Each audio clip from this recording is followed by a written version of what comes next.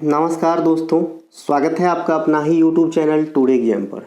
दोस्तों, आज के इस वीडियो में हम और आप लोगों के ही डिमांड पे पॉलिटी से संबंधित लगभग 200 से ज़्यादा प्रश्न और उतने ही एक्स्ट्रा फैक्ट, कुल मिला के 400-500 प्रश्न की बात हम इसमें जो है कर लेंगे, जो आपके आने वाले सभी एग्जाम, चाहे एसएससी का कोई सा भी एग्जाम हो, रेलवे का कोई सा एग्जाम हो, ईपीएफओ हो, बैंकिंग भी हो, या फिर इंडिया की कह सकते हैं कि जनरल कंपटीशन वर्ल्ड में जो भी एग्जाम्स होती है हर जगह पॉलिटी पूछे ही जाते हैं।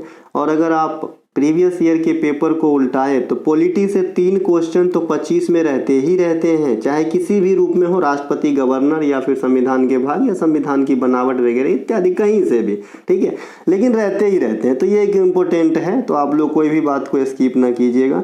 चलते हैं हम आगे। इससे पहले अगर आपने हमारी ई बुक के बारे में, ई बुक के विशेषताओं को समझे होंगे, किसी से सुने होंगे, तो अगर आपका भी एसएससी इत्यादि का एग्जाम है तो आप लोग इस मोबाइल नंबर पे व्हाट्सएप मैसेज के थ्रू बाय कर सकते हैं हमारी कंटेंट को। एक तो ई बुक है जो एसएससी के लिए अपने आप में रामबाण है, 447 पेज की ये ई बुक है ना, और ये बाजार में बना रहेगा अभी फ़िलहाल तो। इनके अलावा बिहार एसएससी की कंटेंट अवेलेबल है, 40 क्लास होने हैं, 33 ऑलरेडी डन है। अगर आप अभी ज्वाइन करते हैं तो अभी आपको 33 क्लास की PDF मिलेगी। इसके अलावा रेलवे के लिए क्लास चल रही है जिसमें 12 क्लास हुई है। इनके अलावा एक 30 सीरीज एसएससी के लिए अलग से भी चल रही है। तो ये सारे के सारे कंटेंट जो है आप लोग ले सकते हैं, है ना, व्हाट्सअप मैसेज के थ्रू। अपना मिशन क्या है दादा? सिलेक्शन 1000। कितने सिलेक्शन हो चुके हैं? 133वां सिलेक्शन मेरे ख्याल में जुलाई में मैंने आपको सूचना दिया था। ये 2 मंथ से कोई भी बच्चा अभी तक सूचना नहीं दिया है कि मेरा सिलेक्शन हुआ है। प्रभु से आशा करता हूं कि जल्द ही 134वां सिलेक्शन का जो है हमें सूचना मिले। ये सिलेक्शन है फाइनल वाला जी, है ना, फाइनल वाला है ये। वैसे रिजल्ट तो सैकड़ों आ जाते हैं, जैसा कि आप देखते होंगे, स्क्रीनशॉट भेजते हैं और जब भेजते हैं तो बहुत ज़्यादा होने लगता है तो मैं मना भी कर देता हूँ।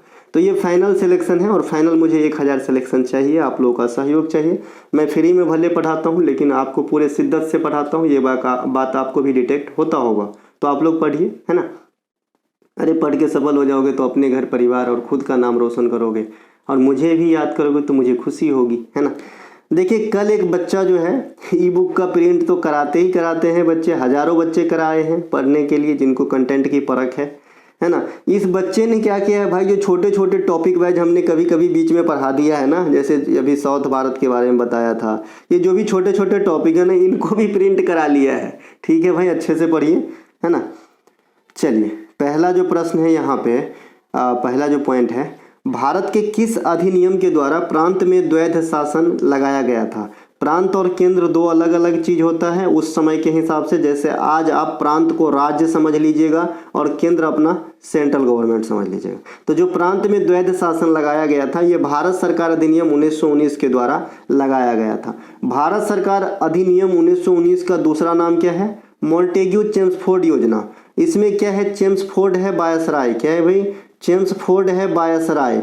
तो मॉन्टेग्यू कौन है ना, तो मॉन्टेग्यू है सचिव। उस समय में एक सचिव का पोस्ट हुआ करता था। इन दोनों का आधा आधा नाम है। मॉन्टेग्यू चेम्सफोर्ड योजना अधिनियम 1919 को कहा जाता है, जिसके तहत सबसे पहले प्रांत में द्वैध शासन लगाया गया था। सांप्रदायिक चुनाव किस अधिनियम की देन है? तो ये मोर्ले मिंटो सुधार 1909 की देन है। किसकी देन है? मोर्ले मिंटो सुधार 1909 की देन है। इनके अलावा केंद्र में द्विसदनीय विधायिका। द्विसदनीय विधायिका का मतलब समझते हैं, जैसे आज भी केंद्र में आपका राज्यसभा और लोकसभा है, तो ये द्विसदनीय है। कई ऐसे राज्य हैं जहाँ पे विधानसभा भी होते हैं और विधान परिषद भी होते हैं, तो ये भी आपका द्विसदनीय का ही ढांचा है राज्यों के अंदर। तो ये वाला जो बात की उत्पत्ति हुई सबसे पहले, ये कहाँ से हुई? तो ये भी हुई मॉन्टेग्यू चेम्सफोर्ड योजना 1919 की ही देन है। ठीक है, तो इसे भी ध्यान रख लेंगे। ठीक है भाई। इनके अलावा ईस्ट इंडिया कंपनी को अधिकार पत्र कब प्राप्त हुआ था? ईस्ट इंडिया कंपनी की स्थापना बोलते हैं अपन 1600 ईस्वी में। तो ये क्यों बोलते हैं? क्योंकि भाई इसी दिन, इसी ईस्वी में अंतिम दिन है, यानी 31 दिसंबर को, 31 दिसंबर 1600 ईस्वी को जो है ईस्ट इंडिया कंपनी को व्यापार अधिकार पत्र महारानी एलिजाबेथ प्रथम के द्वारा जो है प्रोवाइड कराया गया था। ठीक है भाई। ईस्ट इंडिया कंपनी के स्थापना के समय मुगल बादशाह कौन रहे होंगे?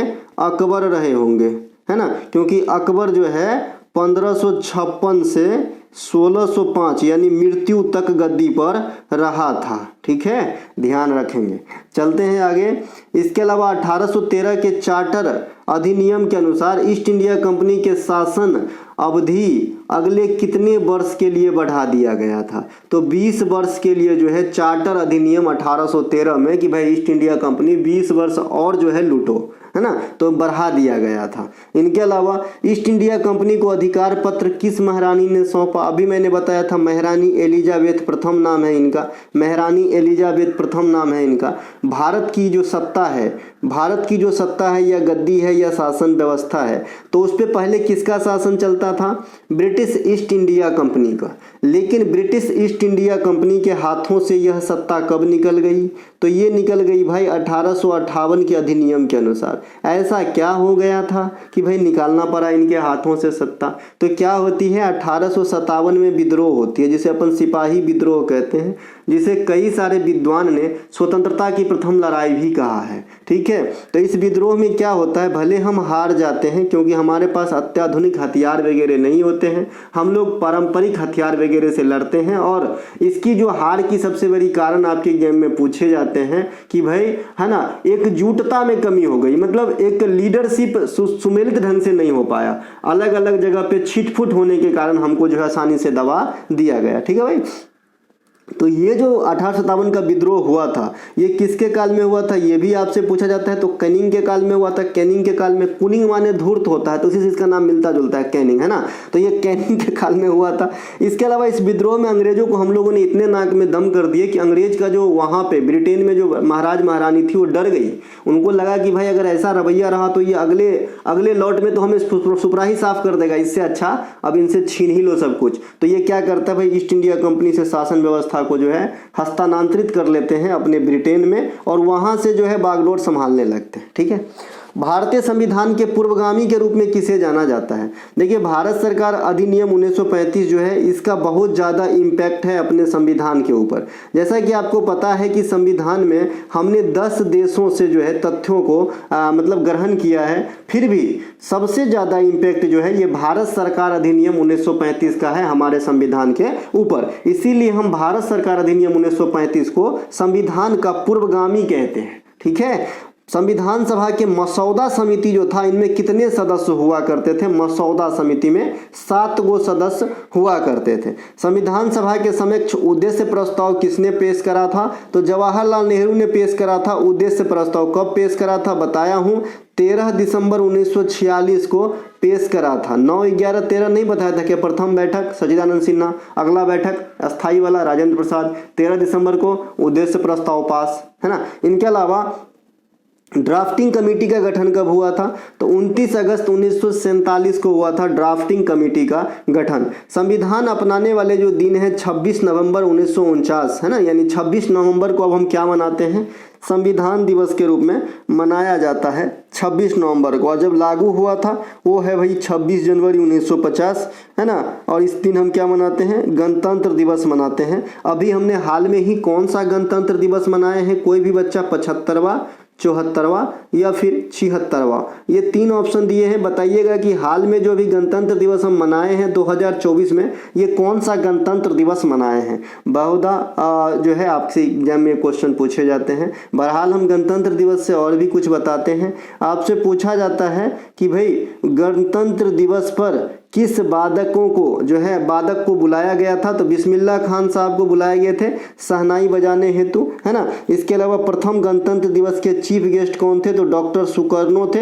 ये बात ध्यान रखेंगे, है ना, ये सब ध्यान रखना है। इनके अलावा संविधान सभा के परमानेंट अध्यक्ष कौन थे? राजेंद्र प्रसाद। और टेम्पोररी अध्यक्ष कौन थे? सच्चिदानंद सिन्हा साहब। भारतीय संविधान के अंग्रेजी पांडुलिपि किसने लिखे हैं? तो प्रेम बिहारी नारायण रायजादा, है ना, प्रेम बिहारी नारायण रायजादा नाम है इनका, रायजादा। इतना बड़ा नाम है तो अपने को जो है देखना पड़ेगा, है ना। देखिए, मेरे ख्याल में इनका कैरेक्टर को जो गोदान है ना, गोदान मुंशी प्रेमचंद्र का, उनमें दर्शाया गया है। ये प्रेम बिहारी नारायण रायजादा साहब को दर्शाया गया है, मुझे ऐसा लग रहा है ना, क्योंकि मैंने गोदान को पूरा देखा है, यूट्यूब पे भी अवेलेबल है। उनमें जो है शाहिद कपूर के पप्पा, क्या नाम है भाई, पंकज कपूर, वो मेन रोल में है, होरा का किरदार निभाया है। आंख से अश्रु नहीं रुकेंगे अगर आप देखेंगे तो, ठीक है। खाली टाइम में देखिएगा, अभी नहीं, अभी तो पढ़ लीजिए पहले, ठीक है। तो ये प्रेम बिहारी रायजादा जो है संविधान की अंग्रेजी में पांडुलिपि लिखने का काम किए थे। इनके अलावा संविधान सभा के कुल कितने सदस्य थे? 299। कहीं कहीं आप इन चीज़ों को 300 लगभग लेकिन लिखा हुआ देखेंगे, ठीक है। 299 याद रखिएगा। संविधान सभा की पहली बैठक किस शहर में हुई थी? तो ये दिल्ली के अंदर हुई थी 9 दिसंबर 1946 ईस्वी को। संविधान सभा के प्रकार्य समिति के अध्यक्ष कौन थे? JB मावलकर। यही आगे चलकर जब लोकसभा अस्तित्व में आए तो लोकसभा के प्रथम स्पीकर बने। कौन भाई? JB मावलकर साहब, ठीक है। तो इन्हें भी ध्यान रखेंगे। और अनंत संयम साहब जो हैं आपका लोकसभा के अंदर प्रथम उपाध्यक्ष बने थे, अनंत संयम अयंगर, इस प्रकार से नाम था इनका। इनके अलावा स्वतंत्र भारत के पहले रक्षा मंत्री और कानून मंत्री कौन थे? तो रक्षा मंत्री बलदेव सिंह और कानून मंत्री भीमराव अंबेडकर साहब। शिक्षा मंत्री मौलाना अबुल कलाम आजाद साहब, इनको काफी पूछा जाता है। मौलाना अबुल कलाम आजाद साहब को, ये पहले शिक्षा मंत्री थे भारत के, है ना। राष्ट्रीय शिक्षा दिवस मनाया जाता है। इनके अलावा भारत के संविधान में द्विसदनीय विधायिका तथा एकल नागरिकता का प्रावधान किस देश के संविधान से लिया गया है? जैसे अभी आपने देखा था कि अधिनियम की बात हो रही थी तो 1919 के अधिनियम वाले में ये चीज को अडॉप्ट किया गया, लेकिन यहाँ पे पूछा जा रहा है कि जो संवैधानिक स्रोत है वो किस देश के साथ जो है जुड़ा हुआ है, ऐसा कि भाई द्विसदनीय विधायिका होगा। तो आपको पता होगा ब्रिटेन में हाउस ऑफ कॉमन्स होते हैं और उसी के तर्ज पे हमारे इंडिया में लोकसभा है, इसलिए लोकसभा को निम्न सदन कहा जाता है और ब्रिटेन में जो ऐसे सदन होते हैं उन्हें हाउस ऑफ कॉमन्स कहते हैं, ठीक है। तो द्विसदनीय विधायिका और एकल नागरिकता का जो प्रावधान है ये ब्रिटिश संविधान से प्रेरित है। संविधान संशोधन की प्रक्रिया जो है ये साउथ अफ्रीका से लिए गए हैं। इसमें आर्टिकल इन्वॉल्व होते हैं 368, यानी कोई भी चीज में अगर आपको संशोधन करना है तो आर्टिकल 368 के थ्रू आपको करना होगा। राज्यसभा में सदस्यों की निर्वाचन पद्धति कहां से ली गई है? देखिए राज्यसभा में सदस्यों की जो है निर्वाचन पद्धति और मनोनयन पद्धति में आपको जो है थोड़ा सा बरतना है सावधानी। अगर निर्वाचन पद्धति की बात कहता है तो साउथ अफ्रीका आंसर होता है, और अगर मनोनयन पद्धति की बात कहता है कि भाई जो 12 गो सदस्यों का मनोनयन होता है राष्ट्रपति के द्वारा जो कला संगीत इत्यादि के क्षेत्र में पारखी हो, है ना, तो भैया ये जो है निर्वाचन वाला ये साउथ अफ्रीका से आया है, और जो मनोनयन होता है ये आपका आयरलैंड से आया है। तो दोनों बात आपको ध्यान रखना है दादा, है ना, ध्यान रखना है। इनके अलावा विधि द्वारा स्थापित प्रक्रिया किस देश के संविधान से लिए गए हैं? देखिए विधि द्वारा स्थापित प्रक्रिया कहेगा ना तो जापान आंसर होगा, और खाली विधि का नियम कहेगा या फिर विधि का शासन कहेगा तो फिर ब्रिटेन होगा। ये दोनों में थोड़ा कंफ्यूजन है और भाई आपको अच्छे से ध्यान रखना है। खाली विधि का नियम कहे या विधि का शासन कहे तो ब्रिटेन आंसर होगा, लेकिन विधि द्वारा स्थापित प्रक्रिया एस्टेब्लिश्ड बाय लॉ तो ये आपका हो जाएगा जापान के अंदर, ठीक है। इनके अलावा भारत में आपातकालीन अनुच्छेद कौन कौन से हैं? 352, 356 और 360 हैं। इनको थोड़ा सा देख लेते हैं। 352 को अपन क्या कहते हैं? राष्ट्रीय आपात कहते हैं। ये क्या भाई? राष्ट्रीय आपात कहते हैं। इनके अलावा 356 क्या है? जब किसी भी राज्य में संवैधानिक ढांचा के अनुसार शासन न चल रहा हो तो ऐसी स्थिति में वहां पे राष्ट्रपति शासन आरोपित किए जाते हैं। तो 356 क्या है? राष्ट्रपति शासन। और 360 क्या है? वित्तीय आपात है। इंडिया में आज तक एक बार भी वित्तीय आपात नहीं लगा है, तो ये बात भी आपको ध्यान रखना है। इनके अलावा राष्ट्रपति का जो अध्यादेश होता है ये आर्टिकल 123 के अनुसार जारी किया जाता है। राज्यपाल का अध्यादेश अनुच्छेद 213 के अनुसार जारी किया जाता है। 2 को पहले लिख देंगे तो आपका काम हो जाएगा। इनके अलावा संघ सूची तथा राज्य सूची का विषय किस देश के संविधान से लिए गए हैं? तो ये कनाडा के संविधान से जो है प्रेरित है, जबकि समवर्ती सूची का जो विषय है ये आपका ऑस्ट्रेलिया के संविधान से प्रेरित है। और ये तीनों सूची जो है या मतलब यहाँ पे यूनियन वाला, कंकरेंट वाला और स्टेट वाला UCS है ना, तो ये तीनों के तीनों सूची कहाँ पे है? 7th अनुसूची यानी 7वीं अनुसूची में है। तो ये बात भी आपको ध्यान रखना है। इनके अलावा संघ सूची, राज्य सूची और समवर्ती सूची, इन तीनों में सबसे कम मदों को या विषयों को किसमें शामिल किया गया है अब तक? तो सबसे कम है समवर्ती सूची में, ठीक है, सबसे कम है समवर्ती सूची में 52 के करीब है। सबसे ज्यादा संघ सूची में 100 विषय है, ठीक है, ध्यान रखेंगे। इनके अलावा 42वां 42वां संविधान संशोधन के द्वारा जो संविधान है उसमें कितने मौलिक कर्तव्य को जोड़ा गया था? आप सभी जानते हैं 10 मौलिक कर्तव्य को जोड़ा गया था। ये घटना कब होती है? 1976 के दौरान होती है।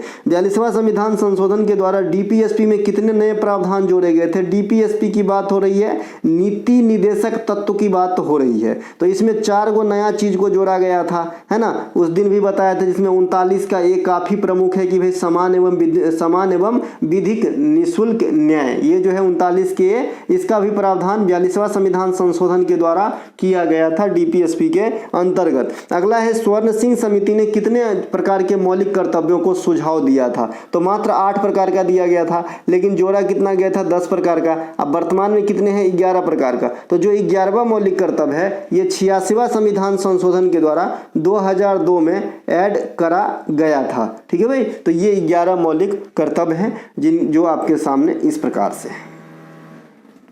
पहला मौलिक कर्तव्य क्या कहता है हमारा? 51 के ए में है। ये क्या कहता है भाई?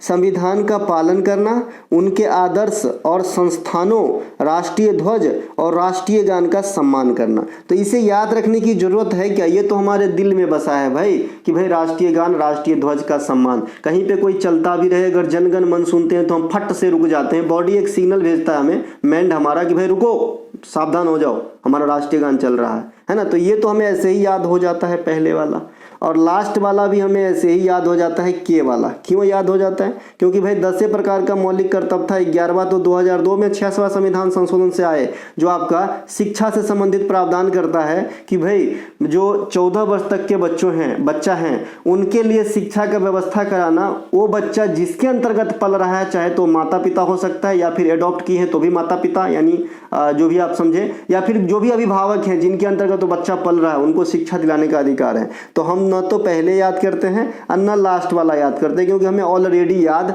होता है। अब दूसरा भी क्या है कि पहला से मिलता जुलता है कि हमें देश भावना या देश, है ना, देश को स्वतंत्रता दिलाने में, या फिर जो भी आदर्श वाक्य वगैरह जो हमें प्रेरणा देती है एक, उनकी रक्षा करना। ठीक है, तो ये तो पहला और दूसरा लगभग समान है।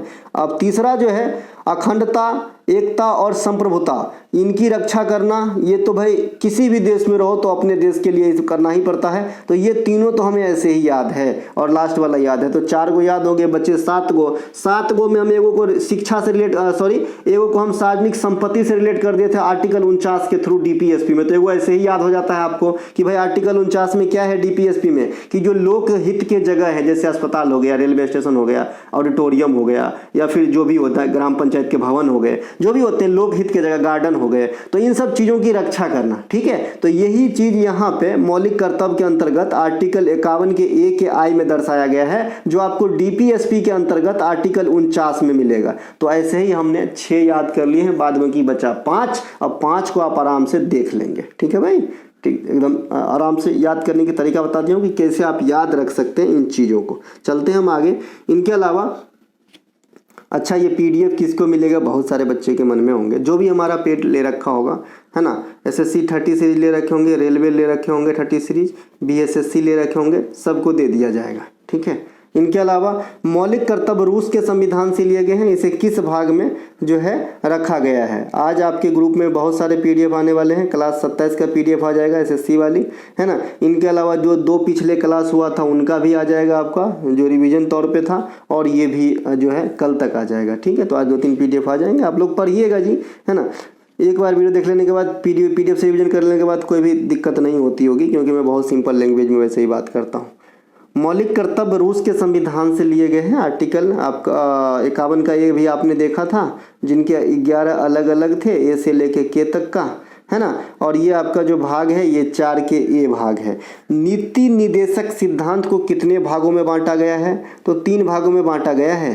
ये कौन कौन से हैं? गांधीवादी है, उदार बौद्धिक है, और आपका समाजवादी है। तो ये 3 तरीके से कैटेगराइज किया गया है। नीति निर्देशक सिद्धांत का उद्देश्य क्या होता है? राज्यों को कल्याणकारी राज्य बनाना। क्या बनाना भाई? राज्यों को कल्याणकारी राज्य बनाना, या फिर कल्याणकारी राज्य की तरफ अग्रसर करना। ठीक है, इनके अलावा संविधान के किस भाग से हमें ज्ञात होता है कि भारत एक धर्मनिरपेक्ष राज्य है? तो प्रस्तावना से पता चलता है कि भाई भारत जो है एक धर्मनिरपेक्ष राज्य है। इनके अलावा प्रस्तावना या उद्देशिका को क्या कहा जाता है? देखिए प्रस्तावना को ही उद्देशिका कहा जाता है, एक्चुअली ये गलत लिखा गया है, उद्देश्य का इस प्रकार से कहा जाता है। तो भाई ये जो उद्देशिका है या प्रस्तावना है, इनको हम भारतीय संविधान का कुंजी भी कहते हैं और भारतीय संविधान का आत्मा भी कहते हैं। लेकिन ये वाला जो है कम पूछे जाते हैं एग्जाम के अंदर। पूछा जाता है कि अकॉर्डिंग टू भीमराव अंबेडकर किसे भारत का जो है आत्मा कहा जाता है। वहाँ पे प्रस्तावना भी रहता है, मौलिक अधिकार भी रहता है, मौलिक कर्तव्य, और मान लीजिए एक डीपीएसपी है तो किसे सिलेक्ट करोगे? मौलिक अधिकार को, क्योंकि आर्टिकल 32 जो है ये मौलिक अधिकार के अंतर्गत है। आर्टिकल 32 जिसे हम संवैधानिक उपचारों का अधिकार कहते हैं तथा सुप्रीम कोर्ट रिट जारी करने के लिए इसी आर्टिकल का प्रयोग करते हैं। इनके अलावा सुप्रीम कोर्ट का रीट बता दिए, यहाँ पे लिखा है 32 के अनुसार करते हैं। अनुच्छेद 32 का संबंध अनुच्छेद 32 में जो ओरिजिनलिटी में लिखा हुआ चीज़ है वो क्या है भाई? संवैधानिक उपचारों का अधिकार। जैसे उपचार, रोग होने पे उपचार की जरूरत होती है, वैसे ही मान लीजिए कि कोई भी चीज़ विफल हो रहा है तो यहाँ से आप उपचार अपना सकते हैं, इसीलिए इसका नाम है संवैधानिक उपचारों का अधिकार। इसीलिए कहा जाता है कि किसी भी आम आदमी का अगर मौलिक अधिकार में कोई भी प्रकार से कोताही हुआ हो, हनन हुआ हो, तो आदमी जो है सुप्रीम कोर्ट तक जा सकता है आर्टिकल 32 के प्रयोग करके। भारतीय संविधान का मैग्ना कार्टा किसे कहा जाता है? ये मौलिक अधिकार को कहा जाता है। संपत्ति के अधिकार जो पहले कभी जमाने में मौलिक अधिकार के हिस्सा हुआ करता था, 7 मौलिक अधिकार जब हुआ करता था, यानी 1978 से पहले की बात होगी ये, क्योंकि 1978 में आपका 44वां संविधान संशोधन होता है और तब से लेकर अभी तक जो है मौलिक अधिकार को वहां से हटा दिया जाता है। संपत्ति के अधिकार मतलब संपत्ति के अधिकार को मौलिक अधिकार के रूप से हटा दिया जाता है। ठीक है, तो अभी वर्तमान में संपत्ति का अधिकार कहां पर ही है? तो आर्टिकल 300 के ए में विधिक अधिकार के रूप में वर्णित है। भारतीय संविधान के प्रस्तावना में 1917 की जो रूसी क्रांति हुई थी, देखिए क्रांति दुगो हुआ था जो हमारे संविधान पे अच्छा खासा इंपैक्ट डाला है। एक तो आपका 1789 का फ्रांसीसी क्रांति है ना, 1789 की फ्रांसीसी क्रांति, और एक आपका 1917 जो लेनिन के समय हुआ था रूसी क्रांति है ना, रूसी क्रांति। तो ये दोनों जो है हमारे संविधान पे अच्छा खासा असर डाला है। तो भाई भारतीय संविधान के प्रस्तावना में 1917 यानी रूसी क्रांति की क्या देन है? तो इसमें कहा गया सामाजिक, आर्थिक और राजनीतिक न्याय से संबंधित जो तत्व हैं ये आपके रूसी क्रांति की देन है। उसी प्रकार से फ्रांसीसी क्रांति 1789 का देन क्या है? स्वतंत्रता, समानता और मानव बंधुत्व। ठीक है भाई, तो ये ध्यान रख लेंगे। इनके अलावा सर्वोच्च न्यायालय द्वारा किस वाद में कहा गया है? यहाँ पे वाद नहीं, वाद नहीं होता है क्या, है ना। किस वाद में कहा गया है कि अनुच्छेद 368 के अंतर्गत संविधान के प्रस्तावना में भी संशोधन किया जा सकता है बशर्ते कि संवैधानिक मूल ढांचा का उल्लंघन न किया जाए। ठीक है, इस प्रकार की जो वाद है, इस वाद का नाम है केशवानंद भारती वाद 1973 बनाम केरल राज्य। ठीक है भाई, तो ये ध्यान रखेंगे कि भाई किस वाद, या आप वाद कह सकते हो, बहस भी कह सकते हो इस चीजों का, है ना, कि भाई किसमें ये ऐसा निर्णय लिया गया सर्वोच्च न्यायालय के द्वारा कि आर्टिकल 368 जो संवैधानिक संशोधन के लिए हम यूज करते हैं उसके अनुसार प्रियम्बल यानी प्रस्तावना में भी संशोधन, अमेंडमेंट किया जा सकता है बशर्ते कि जो बेसिक ढांचा है या फंडामेंटल ढांचा है संवैधानिक, उसमें किसी प्रकार की लॉस न हो रहा हो। समझे? तो ये कहा था भैया केशवानंद भारती वाद। भारतीय संविधान के उद्देशिका में आदर्श एवं उद्देश्यों की रूपरेखा को दर्शाया गया है। उनका विस्तार पूर्वक वर्णन संविधान के किस भाग में है? आप जो चीज लगभग उद्देशिका के अंदर पाएंगे उनका पूर्ण रूप से एक्सप्लेनेशन आपको कहां देखने को मिलेगा? डीपीएसपी के अंदर देखने को मिलेगा, यानी भाग 4 के अंदर, है ना, प्रस्तावना का एक्सप्लेनेशन आपको देखने को मिलेगा। इसको ठीक से दोबारा पढ़ेंगे समझ में आ जाएगी कि भाई उद्देशिका में जो भी आदर्श उद्देश्यों की रूपरेखा को दर्शाया गया यानी शीर्षक के तौर पे दर्शाया गया है, उनका आप एक्सप्लेनेशन या फिर पूर्ण रूप से जो है डिटेल कहां देखेंगे? भाग 4 के अंदर देखेंगे, डीपीएसपी के अंतर्गत देखेंगे। डीपीएसपी के अंतर्गत किस अनुच्छेद के अनुसार सार्वजनिक हित के संपत्ति की रक्षा करना है? आर्टिकल 49। अभी मैंने बताया था आर्टिकल 49, अभी आपने मौलिक कर्तव्य में देखा था, मैंने चीजों को वहां पे बताया था कि भाई आर्टिकल 49 से इसे भी याद रख लेना यार, जो आपका हॉस्पिटल वगैरह है, बिल्डिंग वगैरह हैं, डाकघर वगैरह हैं, अस्पताल वगैरह हैं, खेल के मैदान वगैरह हैं, है ना, ये जो भी है पंचायत भवन होते हैं, तो ये जो सार्वजनिक स्थल की चीजें उनको प्रोटेक्ट करना आर्टिकल 49 के अंदर डीपीएसपी में एग्जिस्ट करता है। इनके अलावा आर्टिकल 45 इसके अनुसार क्या होती है कि 14 वर्ष से कम उम्र के बच्चों को शिक्षा दिलाना, है ना, शिक्षा जो है, शिक्षा की व्यवस्था होना होता है। ये डीपीएसपी में कहा गया है, डीपीएसपी में कहा गया है। इनके अलावा जो शिक्षा वाली बात है, एक तो आर्टिकल 21 के में फंडामेंटल राइट है उन बच्चों का जो 14 वर्ष से कम और 6 से ज़्यादा है, उनको जो है फंडामेंटल राइट के तौर पर शिक्षा निःशुल्क मिलेगा। इनके अलावा अभी आपने देखा आर्टिकल 51A के 11 यानी के, इसमें भी शिक्षा संबंधित प्रावधान है जो पेरेंट्स पे लागू होता है मौलिक कर्तव्य के रूप में, बच्चा पर लागू होता है मौलिक अधिकार के रूप में, और ये समस्त राज्य पे लागू होता है ना, डीपीएसपी के रूप में। ठीक है भाई। इसके अलावा भारतीय संघ के अंतर्गत किसी राज्य को सम्मिलित करने का अधिकार किसे है? ऑब्वियसली संसद को। संसद को जो है किसी भी भारत के जो है कि मतलब कोई भी प्रांत वगैरह को सम्मिलित कर सकते हैं भारतीय भूभाग में। इसका जीता जागता उदाहरण सिक्किम है। सिक्किम पहले जो है भारत का अंग नहीं हुआ करता था, इसे जो है संवैधानिक संशोधन के द्वारा ऐड किया गया है। 36वां संविधान संशोधन के द्वारा सिक्किम 22वां राज्य बना था 1975 के अंदर। इनके अलावा सरकार के कुल कितने अंग होते हैं साहब? 3 अंग होते हैं। कौन कौन से होते हैं? कार्यपालिका होते हैं, न्यायपालिका होते हैं और विधायिका होते हैं। तो ये 3 अंग है सरकार के, इन्हें भी ध्यान रखेंगे, कार्यपालिका, न्यायपालिका, विधायिका। एक क्वेश्चन आता है कि सरकार के वास्तविक प्रमुख कौन होते हैं? तो सरकार के वास्तविक प्रमुख पीएम होते हैं, इन्हें भी ध्यान रखेंगे, प्रधानमंत्री होते हैं। प्रधानमंत्री से एक क्वेश्चन और पूछा जाता है कि प्रधानमंत्री कौन होता है? तो आप क्या कहते हो? लोकसभा में बहुमत प्राप्त दल के मुखिया होते हैं प्रधानमंत्री, है ना भाई। इनके अलावा लोकसभा में केंद्र शासित प्रदेश के लिए कितने सीट आरक्षित रखे गए हैं? तो 20 को। लोकसभा का स्ट्रक्चर क्या है? पहले तो होता था 552, फिर क्या हुआ? 104वां संविधान संशोधन हुआ, फिर लोकसभा में अधिकतम आंकड़ा कितना रह गया? 550। अब इस 550 में कैसे कैसे डिवीजन है? तो 20 यूटी के लिए और 530 राज्यों के लिए। वर्तमान लोकसभा कितने सीट वाली चल रही है हमारे इंडिया के अंदर? 543 सीट वाली लोकसभा जो अभी चल रही है। लोकसभा बता दिए थे। इनके अलावा राज्य पुनर्गठन आयोग में कितने सदस्य थे? तो भाई 3 गो सदस्य थे। इनमें जो 3 गो थे वो हेड थे, हेड मतलब अध्यक्ष थे। उनका नाम क्या था? न्यायमूर्ति फजल अली। क्या नाम था भाई? फजल अली, फजल अली। तो फजल अली जो है यहाँ पे आपका राज्य पुनर्गठन आयोग में चीफ थे।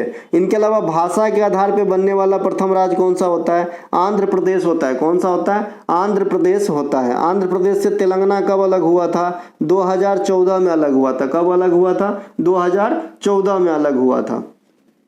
अनंतगिरी सोना का खान कहाँ पे है? अनंतगिरी जिला का नाम है आंध्र प्रदेश में, वहाँ सोना का खान है, यानी आपका आंध्र प्रदेश हो जाएगा। किन 2 केंद्र शासित प्रदेश का अपना विधानसभा है? तो एगो दिल्ली का है और एगो पुडुचेरी का है। इन दोनों के पास अपना अपना विधानसभा है ना। दिल्ली से एक क्वेश्चन और पूछा जाता है कि दिल्ली को राजधानी का दर्जा किस संवैधानिक संशोधन के द्वारा? तो 1991 में मिला था, 69वां संविधान संशोधन के द्वारा। इन्हें भी ध्यान रख लेंगे। इनके अलावा भारत के पहली बार विशेष राज्य का दर्जा किन 2 राज्यों को दिया गया था? तो पहले लॉट में, यानी आपका जो है 1969 होगा, ये 1969 में ही दिया गया था। फिर 1972 में, हाँ सही बात है जी, 1969 होगा ये। एक बार जरा इसे कंफर्म करेंगे कि ये ईस्वी कौन सा था जब असम और नागालैंड को दर्जा दिया गया था। एक सेकेंड, 1969 ही होगा। 1969 नहीं होगा ये। 1969 में तो होता तो नहीं पता होता। 1969 नहीं होगा ये 1971 होगा सर। ठीक है, ये 1971 होगा। फिर भी मैं इसे कंफर्म करा दूंगा, कभी कभी दिमाग से कोई चीज़ छटक जाता है। इनके अलावा आपको याद रखना है, पहला जो विशेष राज्य का दर्जा है असम और नागालैंड को मिला था। भारत की किस राज्य में सबसे अधिक लोकसभा सीट है? यूपी के अंदर है, 80 लोकसभा सीट यूपी के अंदर है। भारत के किस केंद्र शासित प्रदेश में सबसे अधिक जिला की संख्या है? जम्मू कश्मीर। जम्मू कश्मीर में 22 गो जिला है। कितना जिला है? 22 गो जिला है जम्मू कश्मीर में। लद्दाख में कितना जिला है? 2 गो जिला है। लद्दाख में 2 गो जिला है। चंडीगढ़ में 1 गो जिला है। तो लेकिन सबसे ज़्यादा जिला जम्मू कश्मीर आपका केंद्र शासित प्रदेश के अंदर। किस अनुच्छेद के अनुसार संघ की लिपि देवनागरी तथा राजभाषा हिंदी होगा? तो ये आर्टिकल 343 जो है हमारे राजभाषा से संबंधित है। नागरिक संशोधन अधिनियम 2019 में किन देशों के हिंदू, बौद्ध, सिख, जैन, पारसी है ना कि नागरिकों को भारत की नागरिकता प्रदान करने का प्रावधान है? कहने का मतलब है जो सीसी आया था आपका, है ना, आपका जो आपका ये नागरिकता संशोधन अधिनियम है ना, तो ये जो आया था 2019 के अंदर, हे भगवान विष्णु, तो इसमें जो है कौन कौन से देश के जो आपका अल्पसंख्यक हैं, जिनमें आपका हिंदू आएगा, बौद्ध आएगा, सिख आएगा, जैन आएगा, पारसी आएगा, तो इनको जो है नागरिकता देने की प्रावधान है पाकिस्तान, बांग्लादेश और अफगानिस्तान। इनके अलावा लक्ष्मी मल्ल सिंघवी समिति का संबंध किससे है? तो जो ये लक्ष्मी मल्ल सिंघवी समिति है ना, ये दोहरी नागरिकता से संबंधित है। जो प्रवासी भारतीय दिवस मनाया जाता है, प्रवासी भारतीय दिवस या भारतीय प्रवासी दिवस है ना, जो आपका महात्मा गांधी के आगमन के मतलब दिन है, 9 जनवरी 1915 को आया था। तो ये 9 जनवरी को जो आपका प्रवासी दिवस मनाते हैं ना, इसके लिए भी सिफारिश यही समिति ने किया था। कौन सा? लक्ष्मी मल्ल समिति, एल एम सिंघवी समिति। ठीक है भाई, ध्यान रखेंगे। अब जो है आपका प्रवासी दिवस बाइनियल मनाया जाता है, 2 साल में एक बार मनाया जाता है। पहले लगातार मनाते थे, लेकिन अब जो है बाइनियल मनाते हैं। इसके अलावा भारत से बाहर कितने साल तक अगर आप बाहर में रहेंगे, दुबई में रहेंगे, तो आपकी नागरिकता जो है समाप्त किया जा सकता है। तो 7 वर्ष अगर आप भारत से बाहर दुबई में रह गए ना जी, वहाँ पे सोना की बिस्कुट सब एकत्रित करना स्टार्ट कर दिए ना, तो यहाँ का नागरिकता जो है समाप्त माना जाएगा। भारतीय संविधान के किस भाग में नागरिकता से संबंधित उपबंध है? तो भाग 2 में है। जो आर्टिकल कहाँ से कहाँ तक रहेगा, है ना, तो आपका आर्टिकल रहेगा जी 5 से 11। जो नागरिकता वाला आर्टिकल है नहीं, 5 से 11 है। और नागरिकता से एकल नागरिकता है अपना, तो कहाँ से लिया गया रहेगा? तो ब्रिटेन से लिया गया रहेगा। आपको समझ में आता ही है। मौलिक अधिकार भारतीय संविधान के कौन भाग में है? तो भाग 3 भाग में है मौलिक अधिकार। मौलिक अधिकार के जो है आर्टिकल कहाँ से कहाँ तक है? तो मौलिक अधिकार में आर्टिकल रहेगा साहब आपका 12 से 35 तक। और इसमें कितने मौलिक अधिकार है? वर्तमान में 6 है। 7वां कौन था? संपत्ति वाला। उसको हटा के हम कहाँ रख दिए थे? आर्टिकल 300 के ए में। कौन से अधिकार के रूप में? विधिक अधिकार के रूप में। ठीक है, अब आते हैं कि भाई ये जो 6 मौलिक अधिकार है ये कौन कौन है? 14 से 18 इसे हम समानता का अधिकार कहते हैं, जिसमें 14 में हम समता का अधिकार पढ़ते हैं, 15 में जाति, धर्म, लिंग, कलर इत्यादि पे भेदभाव निषेध को पढ़ते हैं, 16 में अवसरों की समानता पढ़ते हैं, 17 में छुआछूत का अंत पढ़ते हैं, और 18 में उपाधियों का अंत पढ़ते हैं। तो ये है आपका राइट टू इक्वलिटी, है ना। इनके अलावा 19 से 22 क्या है? स्वतंत्रता का अधिकार है। 19 में क्या है? वाक एवं अभिव्यक्ति का अधिकार है। इंडिया में कहीं भी घूमिए, इंडिया में कहीं भी घर खरीदिए, शांतिपूर्ण ढंग से हथियार रहित सम्मेलन कीजिए, आप कोई भी बिजनेस व्यापार कर सकते हैं, सहकारी समिति का गठन कर सकते हैं। तो ये जो 6 चीज़ है इनका प्रावधान आपको आर्टिकल 19 में मिलेगा। ठीक है, इसके अलावा 20 में क्या मिलेगा? 20 में बहुत कुछ मिलेगा। 20 में है कि मान लीजिए मैं कोई क्राइम करता हूँ, मेरे ऊपर आरोप लगती है, और क्राइम अगर मान लीजिए कि सिद्ध भी हो जाती है, तो हमें एक क्राइम के लिए 2 बार सजा नहीं मिलेगी। ये सब का जो प्रावधान है ये 20 में किया गया है। 20 में ही ये बताया गया है, 20 के सी में, कि कोई भी व्यक्ति को खुद का गवाही बनने के लिए मजबूर नहीं किया जाएगा। अरे तुम बोलो ना किए हैं, कुछ नहीं होने देंगे हम तुमको, तुम बोलो ना। तो ये जो है ये मजबूरी नहीं किया, मतलब मजबूर नहीं किया जाएगा कि तुम बोलबे करो, है ना। लेकिन अगर पुलिस कभी किसी को पकड़ ले और अगर डंडा दिखाए तो आप एक्सेप्ट कर लेना, है ना। वहाँ पे एक्सेप्ट कर सकते हैं आप मार से बचने के लिए, नहीं तो नहीं करोगे तो मारेगा वो, है ना। तो वहाँ पे किया जा सकता है एक्सेप्ट। बाद में ये जो है कोर्ट में मान्य नहीं होता है ना। आपने कई बार पिक्चर वगैरह में भी देखा होगा। मैं थोड़ा सा याद दिलाता हूँ पिक्चर का। जॉली LLB जो अक्षय कुमार वाला है, बोलते अरे पंडित जी वो इतनी बड़ी वकील बन गई, आपको ये नहीं मालूम है पुलिस के सामने दिया गया स्टेटमेंट कोर्ट में एडमिसिबल नहीं है है ना। इनके अलावा ये जो है 19 से 22 बता दिए थे। इनके अलावा आते हैं आगे अनुच्छेद 23 और 24, है ना। ये क्या है? शोषण के विरुद्ध अधिकार है, जिसमें 23 क्या है? बलात् श्रम पे रोक है या बंधुआ मजदूर पे निषेध है। और 24 क्या है? कि 14 वर्ष से कम उम्र के बच्चे को किसी भी कल कारखाने में भारी हैवी वर्क पे नहीं लगाया जाएगा, है ना। 25 से 28 धार्मिक स्वतंत्रता है, इसमें बहुत कुछ समझाने को है, हमने आगे रखा है। 29 और 30 अल्पसंख्यक हित से है, या फिर संस्कृति और जो शिक्षा संबंधित अधिकार है उनको प्रोटेक्ट करता है अल्पसंख्यकों को लेकर के। यह आर्टिकल 29 और 30 में है। 32 संवैधानिक उपचारों का अधिकार है, 31 नहीं है। 31 में पहले संपत्ति के अधिकार का चर्चा था, जो अब नहीं है, संपत्ति का अधिकार नहीं है। इनके अलावा आर्टिकल 21A जो 86वां संविधान संशोधन 2002 के द्वारा जोड़ा गया था, इसके अंतर्गत क्या होता है कि 6 से 14 वर्ष तक के जो भी बच्चे हैं उनको निःशुल्क शिक्षा लेना उनका मौलिक अधिकार है। अनुच्छेद 20 और 21 से क्या है भाई अलग, तो ये किसी भी सूरत में नहीं बदलता है, ना तो 20 बदलता है और ना तो 21 बदलता है। 21 क्या है, प्राण एवं दैहिक स्वतंत्रता का अधिकार है। नोट कीजिएगा 21 का ए बदल सकता है विषम परिस्थिति में। जो बच्चों का मौलिक अधिकार है ना शिक्षा वाला, हो सकता है कि उसको कम ज़्यादा किया जा सके, लेकिन जो सीधा 21 आर्टिकल है ना, इसे हम निजता का अधिकार कहते हैं या प्राण एवं दैहिक स्वतंत्रता का अधिकार कहते हैं। भाई जिंदगी न रहेगा तो क्या सजा पानी दोगे, तो इसीलिए जिंदगी जीना किसी से नहीं छीना जा सकता, इसीलिए 21 आर्टिकल कभी नहीं बदलते हैं, 20 आर्टिकल भी कभी नहीं बदलते हैं। अच्छा, ये जो 20 आर्टिकल है ना और जो 21 आर्टिकल है ना, और इंडियन के साथ साथ तो गैर नागरिकों पर भी लागू होता है। मान लीजिए आप अमेरिका से आए हैं, आप पर भी आर्टिकल 21 जो है ना, कभी भी नहीं छीना जाएगा आपसे, ठीक है। इनके अलावा अनुच्छेद 19 के विभिन्न पहलू, जैसे कि मैंने अभी 19 के बारे में सब बता ही दिया था, यही चीज यहाँ पे लिखा गया है कि आप भाई वाक एवं व्यक्ति का अधिकार, जो मीडिया वगैरह जो आप बोल लेते हैं है ना कि भाई ये तो हमारी मौलिक अधिकार है, हम तो बोलेंगे, तो ये सब जो है मौलिक अधिकार के वाक एवं व्यक्ति का अंतर्गत आ जाता है। 19 के 1 के ए के अंदर आ जाता है वाक एवं अभिव्यक्ति का अधिकार, अपनी मंशा जाहिर करना, अपनी भाव प्रकट करना, अपना बात को रखना, शांतिपूर्ण ढंग से हथियार रहित सम्मेलन वगैरह जो हम लोग कर लेते हैं, ये भाई किससे है, आर्टिकल 19 1 के 20 से है।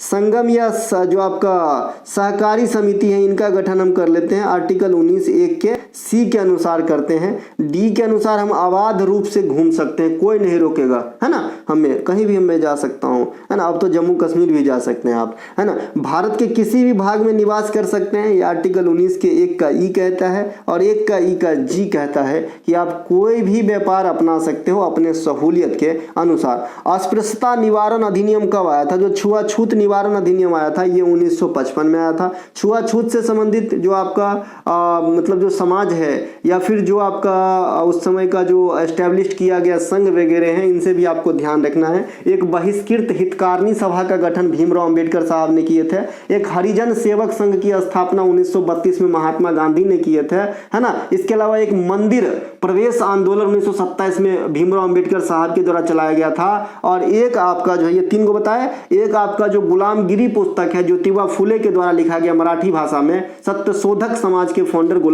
ज्योतिबा फुले के द्वारा लिखा गया है गुलामगिरी, है ना। तो ये सब जो है ना, एक जैसे चीज को जो भी आपके एग्जाम में कंटेंट पूछा जाता है, एक साथ रिवाइज कर लेंगे मन में भी तो काफी अच्छा होता है। इसे बोलते हैं लिंकिंग प्रोसेस, जो आज तक बताते आया हूँ, है ना। इनके अलावा ये आर्टिकल 17 है, छुआछूत या अस्पृश्यता का अंत, है ना, आर्टिकल 17 में है। इनके अलावा अपराध से अभियुक्त को स्वयं अपने विरुद्ध गवाह बनने के लिए आपको बाध्य नहीं किया जाएगा, ये आर्टिकल 20 का सी है। मैंने अभी आपको ये बात करके बताया था।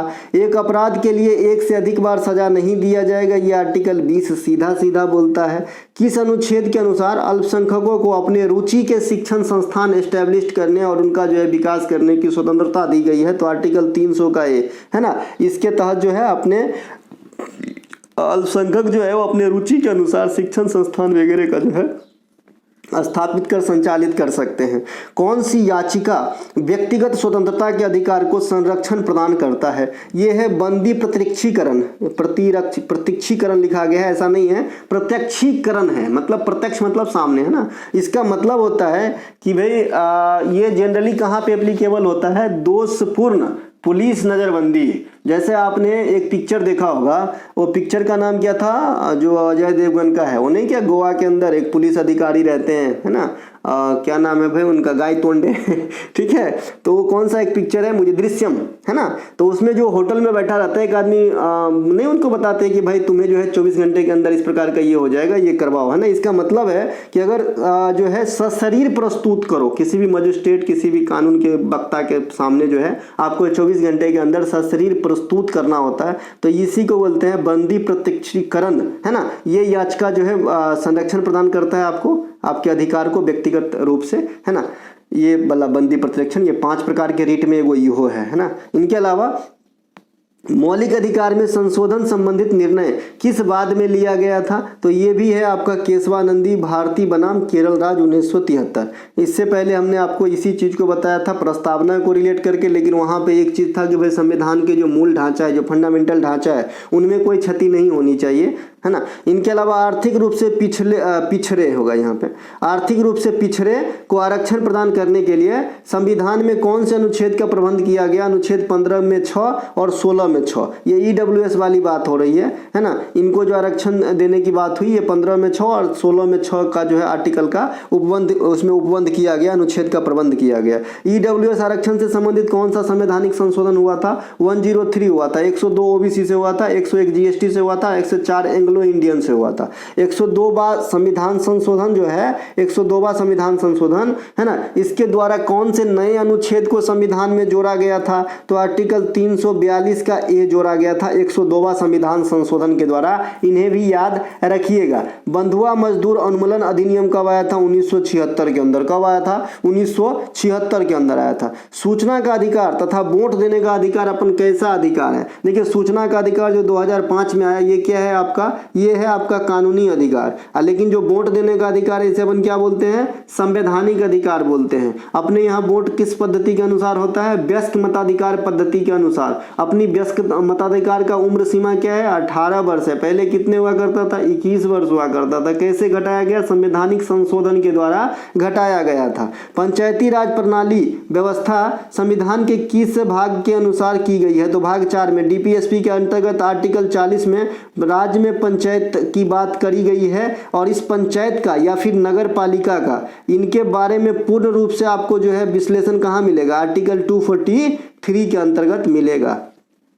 कल एक बच्चा ने कमेंट भी करा था।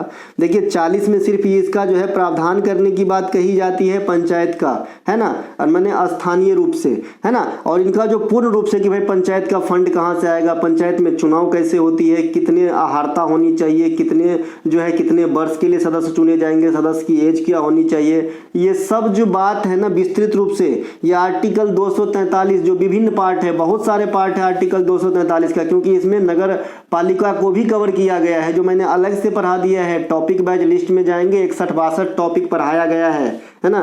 कहीं भटकने की जरूरत नहीं, कंटेंट इतना है कि आराम से पढ़ के जो है आप एग्जाम निकाल सकते हो दादा। चलते हैं आगे।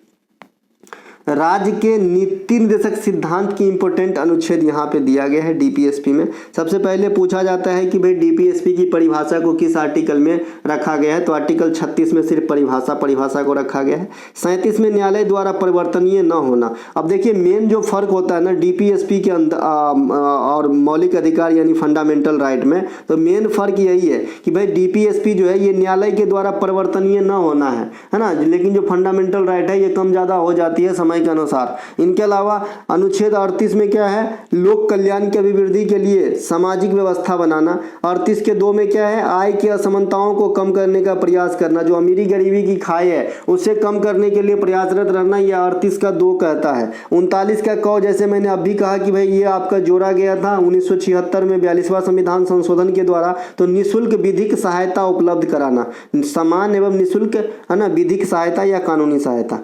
39 के ख में क्या कहा गया है ना, कि भाई समुदाय के भौतिक संसाधनों का स्वामित्व व नियंत्रण इस प्रकार हो जिससे सामूहिक हितों की सर्वोत्तम रूप में प्राप्ति हो, है ना। ये आपके एग्जाम में इतना ज्यादा नहीं पूछा जाता है। 39 घ, समान कार्य के लिए समान वेतन। ऐसा नहीं कि भाई समान कार्य के लिए समान वेतन, यहाँ पे लिंग के अनुसार डिसाइड किया जाता है कि भाई पुरुष और महिला अगर सेम काम कर रहे हैं तो सेम वेतन की व्यवस्था होनी चाहिए, है ना। चूंकि ये बाध्य नहीं है इसीलिए जो है एकदम 100% लागू नहीं होता है, ठीक है, लेकिन ऐसी व्यवस्था यहाँ पे दर्शाया गया है। इसके अलावा अनुच्छेद 43 क में उद्योगों के प्रबंध के कर्मकारों का भाग लेना।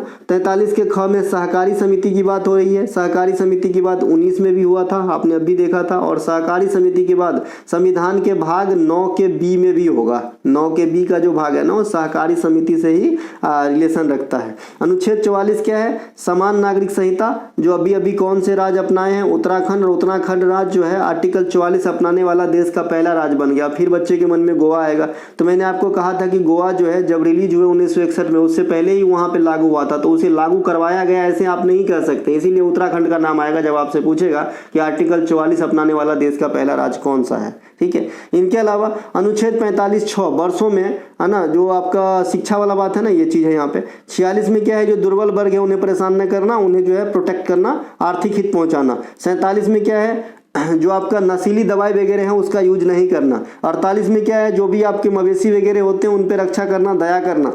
अनुच्छेद 49 में क्या है, राष्ट्रीय महत्व के जो भी चीज़ है उनकी प्रोटेक्ट करना। 50 में क्या है, कार्यपालिका से न्यायपालिका को अलग करना। और 51 में क्या है, अंतर्राष्ट्रीय शांति और सुरक्षा को बढ़ावा देना। और 51 के क जो मौलिक कर्तव्य के अंतर्गत चला जाएगा तो वहाँ पे मौलिक कर्तव्य को रखा गया है। तो ये डीपीएसपी के आर्टिकल है, यहाँ से क्वेश्चंस आते हैं। डीपीएसपी को 3 भाग में कैटेगराइज किया गया है, मैं पहले बता दिया। इनके अलावा कुछ मौलिक अधिकार नागरिक तथा गैर नागरिक दोनों पर लागू होते हैं, लेकिन मौलिक कर्तव्य किस पे लागू होता है। यहाँ पे कहने का मतलब है कि भाई जो कुछ मौलिक अधिकार है, जैसे आर्टिकल 20 है, आर्टिकल 21 है, आर्टिकल 32 भी है, ये क्या है, नागरिक तथा गैर नागरिक सब पे लागू होता है। लेकिन जो मौलिक कर्तव्य है आपका, ये पूर्ण रूप से किस पे लागू होनी चाहिए, तो सिर्फ नागरिक पे होनी चाहिए, सिर्फ नागरिक पे होनी चाहिए। अब मौलिक कर्तव्य का एक पार्ट है कि जरूरत पड़ने पे देश सेवा के लिए तत्पर रहना, देश सेवा के लिए तत्पर रहना, है ना। अब मान लीजिए अमेरिका से कोई घूमने आया है, उनको अगर मौलिक कर्तव्य मानने के लिए आप बाध्य कर दोगे और उसी समय मान लीजिए कि हमें आपकी जरूरत है, तो अमेरिकन आदमी क्या हमें हमारी सहायता करेगा, हमारे देश के लिए लड़ेगा, तो नहीं भी लड़ सकता है। इसीलिए उन्हें बाध्य नहीं किया जा सकता है, क्योंकि वो अगर यहाँ से लड़ने लगा ना तो फिर वहाँ पे बैडनवा जो है उनको रिस्टिकेट कर देगा। समझ रहे हैं कि नहीं समझ रहे। तो इसीलिए जो है मौलिक कर्तव्य सिर्फ अपने नागरिक पे लागू होती है, जबकि कुछ मौलिक अधिकार जो है ये नागरिक तथा गैर नागरिक पर भी लागू होती है। अब हम आते हैं भारत को राष्ट्रपति को समझेंगे इस वाले स्लाइड के अंतर्गत। भारत के राष्ट्रपति, ठीक है, भारत के राष्ट्रपति पद के लिए योग्यता का आहारता क्या है। आर्टिकल 58 में इस चीज का उपबंध किया गया है कि राष्ट्रपति बनने के लिए योग्यता का आहारता क्या होनी चाहिए। इसके अनुसार भारत का नागरिक होना चाहिए, सबसे पहला बात। कम से कम 35 वर्ष की उम्र पार कर लेनी होनी होती है, और 35 से आप कितने भी वर्ष के हो सकते हो, अपर एज लिमिट कोई भी नहीं है। इनके अलावा लोकसभा का सदस्य निर्वाचित होने की योग्यता रखता हो तथा किसी प्रकार के लाभ पे पद पे न हो। अब यहाँ पे एक बात आता है कि भाई लोकसभा के सदस्य निर्वाचित होने की योग्यता रखता हो, तो क्या लोकसभा का सदस्य हो सकता है क्या राष्ट्रपति? नहीं। राष्ट्रपति अगर प्रेसिडेंट आप हैं तो न तो आप राज्यसभा में सदस्यता आपकी होगी और न लोकसभा में आपकी सदस्यता होगी, आपकी सदस्यता कहीं भी नहीं होगी राष्ट्रपति होने के बाद। लेकिन अगर आप पहले हैं तो आपको इस्तीफा देना पड़ेगा, ठीक है। इसके अलावा लेकिन आप में वो गुण होनी चाहिए कि आप लोकसभा के मेंबर चुने जाए, जो है फुलफिल करते हो क्राइटेरिया को, तभी आप राष्ट्रपति बन सकते हैं। तो ये 4 वो है आपका आहारता, अगर आपको राष्ट्रपति बनना है तो ये चारों चीज आपके अंदर होना चाहिए। राष्ट्रपति संसद के अभिन्न अंग होते हैं, जैसे संसद के जो अंग है लोकसभा, राज्यसभा, राष्ट्रपति, तो इनमें जो है अभिन्न अंग है और तीनों सेनाओं के प्रमुख भी होते हैं। अब यहाँ पे राष्ट्रपति से हम आर्टिकल देख लेते हैं जो लगातार है। ये पकानी कोका दियो दशम में अपन इसे स्लाइड करते हैं। अनुच्छेद 52 में क्या है, भारत का राष्ट्रपति होगा एक। अनुच्छेद 53 में क्या है, संघ के कार्यपालिका शक्ति, है ना, संघ के कार्यपालिका शक्ति का प्रधान कौन होता है, राष्ट्रपति होता है। अनुच्छेद 54 में क्या है, राष्ट्रपति का निर्वाचक मंडल कौन कौन भाग लेते हैं, लोकसभा, राज्यसभा तथा राज्य विधानसभा और यूनियन टेरिटरीज में जहां भी विधानसभा है उनके सिर्फ निर्वाचित सदस्य ही भाग लेते हैं, कोई भी मनोनीत सदस्य भाग नहीं लेते हैं राष्ट्रपति के चुनाव में। राष्ट्रपति की चुनाव की रीति है, यहाँ पे राष्ट्रपति की चुनाव किस विधि द्वारा होता है, अप्रत्यक्ष रूप से होता है ना। इनके अलावा अनुच्छेद 56 राष्ट्रपति की पदावधि है 5 वर्ष तक के लिए होता है। अनुच्छेद 57 पुनर्निर्वाचन की पात्रता है, यानी दोबारा भी चुने जा सकते हैं, इसके लिए कुछ कंडीशंस हैं। अनुच्छेद 58 राष्ट्रपति निर्वाचित होने के लिए आहारताएं, जैसे कि अभी आपने 58 में पहले ही देख लिया था क्या क्या चाहिए था, 35 वर्ष चाहिए था, भारत का सिटीजनशिप होनी चाहिए था, इसके अलावा लोकसभा में मेंबर चुने जाने की योग्य होना चाहिए था, और इसके अलावा एक और क्या था भैया हो, किसी भी लाभ के पद पे नहीं होना चाहिए था। इनके अलावा अनुच्छेद 59 राष्ट्रपति पद के लिए शर्त है ना। इसके अलावा अनुच्छेद 60 राष्ट्रपति जो है राष्ट्रपति द्वारा शपथ या प्रतिज्ञान है। 61 क्या है, महाभियोग है। 62 क्या है, राष्ट्रपति के पद रिक्त होने की स्थिति में उसे भरने के लिए निर्वाचन करने का समय और आकस्मिक रिक्ति को भरने के लिए निर्वाचित व्यक्तियों की पदावधि, तो ये जो है आप यहाँ पे 62 देख लेंगे। इनके अलावा 72 में क्या है, क्षमादान है राष्ट्रपति का,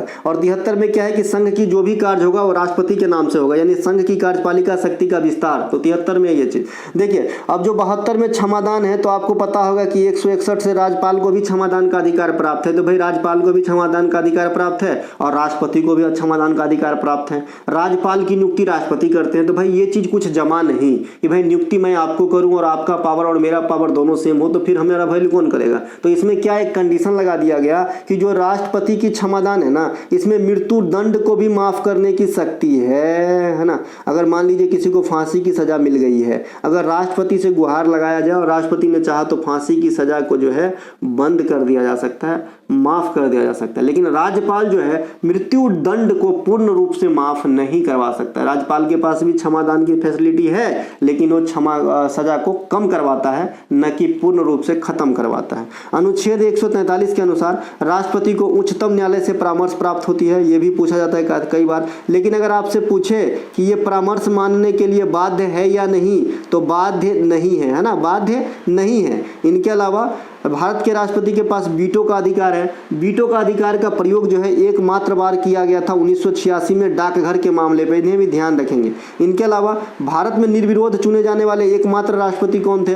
नीलम संजीवा रेड्डी साहब, इन्हें भी ध्यान रखेंगे। किसी भौगोलिक क्षेत्र को अनुसूचित क्षेत्र घोषित करने का अधिकार किसके पास संरक्षित है? राष्ट्रपति के पास संरक्षित है। केंद्र में कार्यपालिका का प्रधान कौन होता है? राष्ट्रपति होता है, लेकिन कार्यपालिका का वास्तविक प्रधान कहेगा तो पीएम आंसर होगा। दोष सिद्धि व्यक्तियों को क्षमा करने का अधिकार किसके पास है? राष्ट्रपति के पास है, अभी बताया था अनुच्छेद 72 के अनुसार। अनुच्छेद 76 के अनुसार राष्ट्रपति महान्यायवादी की नियुक्ति करते हैं, जो राष्ट्रपति के प्रसाद पर्यंत पद को धारण करते हैं और ये भारत सरकार के सबसे बड़े कानूनी अधिकारी होते हैं। आर्टिकल 148 के अनुसार है ना, CAG comptroller and auditor general of India की नियुक्ति राष्ट्रपति साहब करते हैं। अनुच्छेद 75(1) के अनुसार प्रधानमंत्री की नियुक्ति राष्ट्रपति साहब करते हैं, है ना। एकमात्र भारत के मुख्य न्यायाधीश जिन्होंने राष्ट्रपति के तौर पर भी काम किए हैं, इनका नाम है मोहम्मद हिदायतुल्लाह, है ना। राष्ट्रपति के चुनाव में कौन कौन भाग लेते हैं? मैंने अभी जिक्र किया, लोकसभा, राज्यसभा तथा राज्य विधानसभा। एक सेकंड, लोकसभा, राज्यसभा, राज्य के विधानसभा तथा जहां केंद्र शासित प्रदेश में विधानसभा, इन चारों के जो है ना सिर्फ निर्वाचित सदस्य भाग लेंगे। राष्ट्रपति पर महाभियोग किस सदन में स्टार्ट किए जाते हैं? किसी भी सदन में, किसी भी सदन में आप स्टार्ट कर सकते हैं महाभियोग। संसद के दोनों सदनों में अगर कोई विधेयक पारित हो जाता है, फिर भी अगर राष्ट्रपति को इस पे अस्वीकृति देना है तो कौन से आर्टिकल का प्रयोग करते हैं? 111। राष्ट्रपति ज्वाइंट सीटिंग को किस अधिनियम मतलब आर्टिकल के अनुसार बुलाते हैं? 108। लोकसभा और राज्यसभा की जो संयुक्त बैठक होती है उनको बुलाने का काम राष्ट्रपति करते हैं आर्टिकल 108 के अनुसार, ठीक है। 110 में आपका धन विधेयक है और स्पीकर धन विधेयक को जज करता है कि भाई ये धन विधेयक है या नहीं है। संसद के लिए राष्ट्रपति का अभिभाषण कौन तैयार करता है? केंद्रीय मंत्रिमंडल के द्वारा तैयार किया जाता है। राष्ट्रपति से संबंधित चुनावी विवाद को कहां सुलझाया जाता है? केवल सर्वोच्च न्यायालय के अंदर ही सुलझाया जाता है। ये रहा राष्ट्रपति के द्वारा नियुक्त कुछ अधिकारीगण, जैसे प्रधानमंत्री होते हैं 75 के 1 के अनुसार, और अन्य केंद्रीय मंत्री। अब अन्य केंद्रीय मंत्री की भी नियुक्ति राष्ट्रपति करते हैं, लेकिन उस समय क्या हो जाता है, सलाह लेते हैं किससे? पीएम से, है ना। इनके अलावा राज्यों के राज्यपाल की नियुक्ति करते हैं, वित्त आयोग व राजभाषा आयोग के अध्यक्ष की नियुक्ति करते हैं, उच्चतम न्यायालय और उच्च न्यायालय के न्यायाधीश के सभी न्यायाधीश की नियुक्ति करते हैं। और उच्चतम न्यायालय में तो तबादला नहीं होते हैं, लेकिन जो आपका हाई कोर्ट है वहाँ पे तबादला का भी फैसिलिटी है कि भाई इलाहाबाद हाई कोर्ट से जज को जो है पंजाब हाई कोर्ट में भेज दिया गया, तो ऐसा जो तबादला है ये भी राष्ट्रपति करते हैं। भारत के महान्यायवादी, नियंत्रक एवं महालेखा परीक्षक की नियुक्ति भी करते हैं। संघ लोक सेवा यूपीएससी के सभी सदस्य की नियुक्ति करते हैं। मुख्य निर्वाचन आयुक्त एवं अन्य निर्वाचन आयुक्त की नियुक्ति करते हैं। राष्ट्रीय मानवाधिकार आयोग के अध्यक्ष एवं अन्य सदस्य की नियुक्ति करते हैं। अनुसूचित जाति जनजाति आयोग के अध्यक्ष एवं सदस्य की नियुक्ति करते हैं। संघ राज्य क्षेत्रों में राज्यपाल एवं प्रशासक की नियुक्ति करते हैं। राज्यपाल नहीं, यहाँ पे उपराज्यपाल लिखना है। क्या लिखना है? उपराज्यपाल।